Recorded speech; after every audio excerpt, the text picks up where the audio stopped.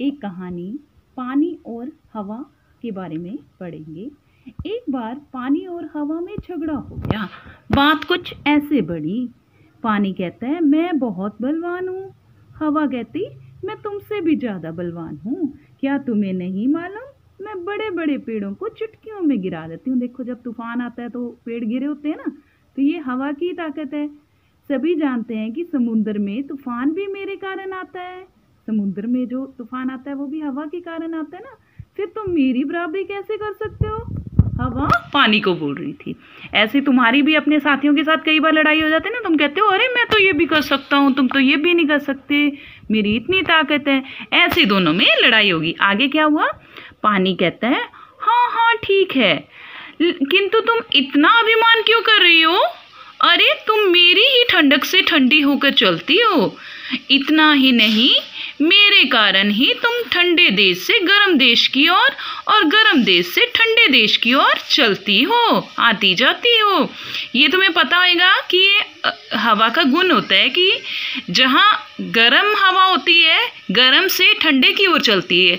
जब तक गर्म और ठंडी दोनों एक समान नहीं हो जाती तो हवा गर्म से ठंडे की ओर चलती रहती है, इसीलिए हवा चलती है। दोनों को झगड़ते देखकर वहां धरती आ गई। धरती कहती है तुम लोग क्यों झगड़ रहे हो? मैं तुम्हारा सारा झगड़ा सुन चुकी हूँ। इस तरह बहस करने से कोई फायदा नहीं होगा। देखो वह एक आदमी आ रहा है। ये देखो चित्र में दिखाया हुआ है ना, एक आदमी आ रहा है। वह एक आदमी आ रहा है जो उस आदमी को रुकने के लिए मजबूर कर देगा वही अधिक बलवान होगा, क्योंकि वो आदमी चल रहा था ना। धरती की बात सुनकर हवा और पानी प्रसन्न हो गए, क्योंकि अब उनको अपनी ताकत दिखाने का मौका मिलेगा ना। पहले हवा की बारी आई। हवा ने अपनी पूरी ताकत दिखानी शुरू कर दी।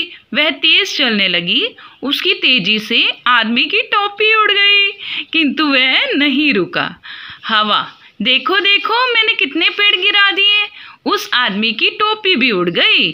अब वह अभी रुकेगा। यह कहकर हवा और तेज चलने लगी। वह आदमी जमीन पर गिर पड़ा। तेज हवा से गिर पड़ा ना, लेकिन कुछ देर बाद वह फिर उठकर चलने लगा। अब पानी कहता है हवा अब तुम मेरी ताकत देखो। पानी ने बरसना शुरू कर दिया। आदमी भीगने लगा पर नहीं रुका। पानी और तेज बरसने लगा। चारों ओर तूफान जैसी स्थिति पैदा हो गई। थक हार कर उस आदमी को एक पेड़ के नीचे आश्रय लेना पड़ा। धरती मुस्कुराते हुए बोली तुम दोनों ही बड़े हो, तुम दोनों के बिना कोई जीवित नहीं रह सकता। हवा कहती है हाँ पानी दादा, धरती बहन बिल्कुल सही कह रही है, बिल्कुल ठीक कह रही है। अब से हम हमेशा प्रेम से रहेंगे। क्या शिक्षा मिली आपको इस कहानी से? कि ठीक है तुम में ताकत है, अच्छी बात है, तुम अपने गुण और बढ़ाओ, अच्छी बात है, लेकिन कभी भी अभिमान ना करो और दूसरों से झगड़ा ना करो, क्योंकि हर किसी की अपनी इम्पोर्टेंस होती है, अपना उसका महत्व होता है।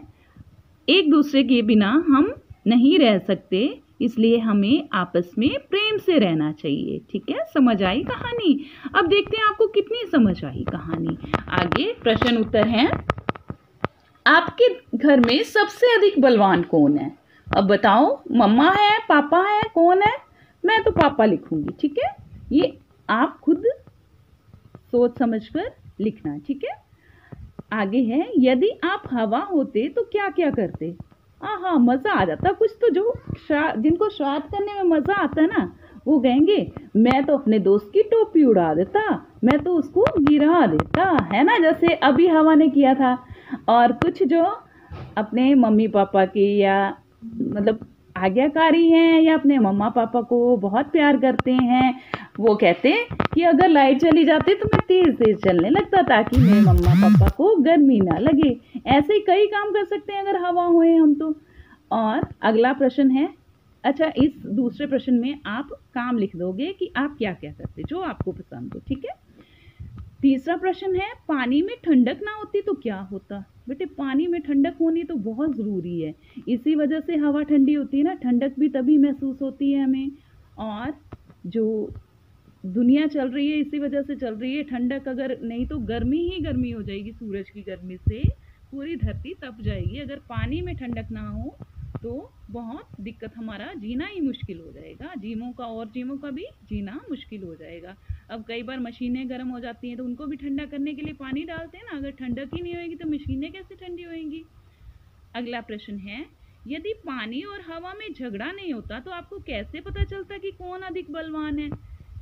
नहीं, मेरे विचार में तो देखो दोनों ही बलवान हैं, एक को नहीं कह सकते। अगर हवा नहीं हो तो हम सांस कैसे लेंगे, और कई काम हैं जो नहीं हो पाएंगे। और पानी ना हो, पानी के बिना तो बिल्कुल नहीं रह सकते ना, प्यासे ही मर जाएंगे। दोनों ही बलवान हैं, हमें यह सोचने की हमारी नज़र में दोनों ही बलवान हैं, तो हमें उनका झगड़ा करवाने की भी कोई ज़रूरत नहीं। ठीक है, और लास्ट प्रश्न है इसमें, आपकी नज़र में कौन अधिक बलवान है, पानी या हवा, और क्यों अधिक बलवान है? हमारी नज़र में तो दोनों ही बलवान हैं, दोनों ही हमारे लिए ज़रूरी हैं। ठीक है, अब इन प्रश्नों को की पिक मैं भेज दूंगी, आपने इसके आंसर लिखने हैं। और एक काम और, ये देखिए, ये वही वाला चित्र मैंने बना दिया।